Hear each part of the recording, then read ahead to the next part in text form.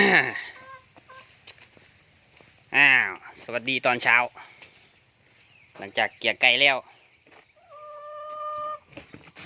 มื้อนี้ครับไปเกี่ยปลา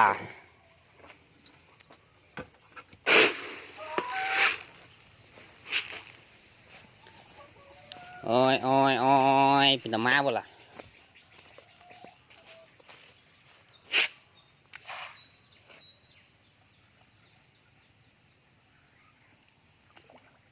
มาแล้ว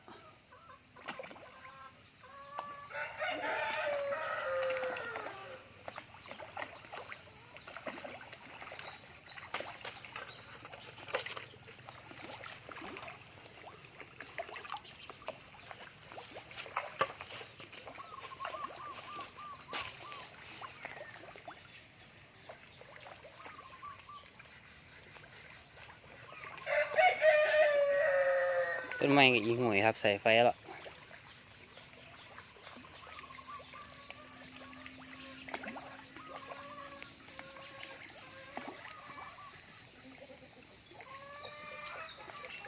มียำ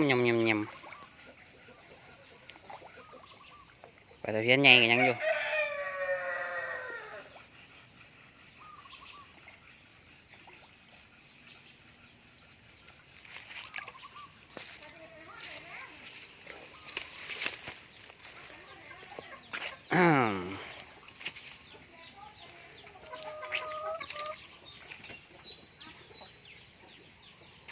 ช่วงนี้ห้ำหมดกินแต่อาหารเม็ดไปก่อน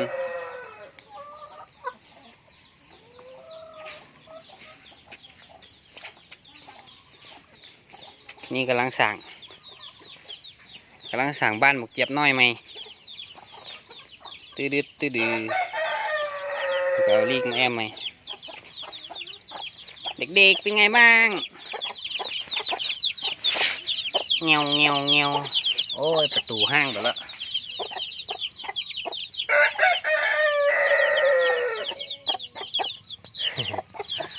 บักนี้มี2 ตัว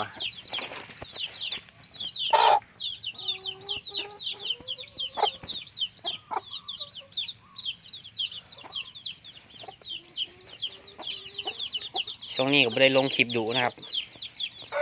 เฮ็ดนั่นเฮ็ดนี่ก็เลยไม่ได้เฮ็ดคลิปวิดีโออันนี้ก็ไม่ได้เฮ็ดคือกันถ้าเบิ่งตอนมันแล้วอีกแค่นึงนะครับเอาไว้หาอนุบาลไก่น้อยครั้งล่าสุดมีหมามาผ่านไก่ว่าเอาไว้เป็นแม่ฟักตายไป5 ตัวนี่มันกัดไม่ให้ขาดเลยครับแต่แกงลวดมันก็นี่แหละครับกัดขาดอยู่นี้ยังปางเข้าไปเหลือแต่ขนของนี่ก็อีได้ส่อมก่อนนะครับก่อนนี้ได้เอามาขังไก่ใหม่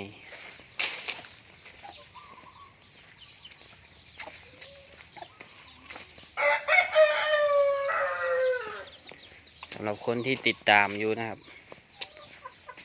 ก็ยังอยู่ดีให้เก่าเห็ดสวนผักเลี้ยงไก่ นี่สำนีน้อยกับตะหักรุ่นนี้6 ตัวกำลังสำนีเลยครับเลี้ยงปล่อยเดินบ้านยังไม่แรงอ่ะเขาซุ่มนี่ครับบ้านมัน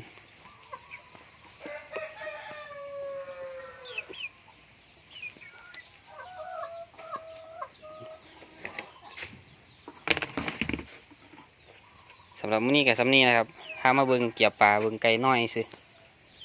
บ่ได้ลงคลิปเป็นเดือนแล้วแต่คนเขามาเบิ่งใหม่กับฝากติดตามด้วยครับลงให้เบิ่งเรื่อยๆหรอกครับชีวิตผม คนสวนอินดี้สวัสดีครับ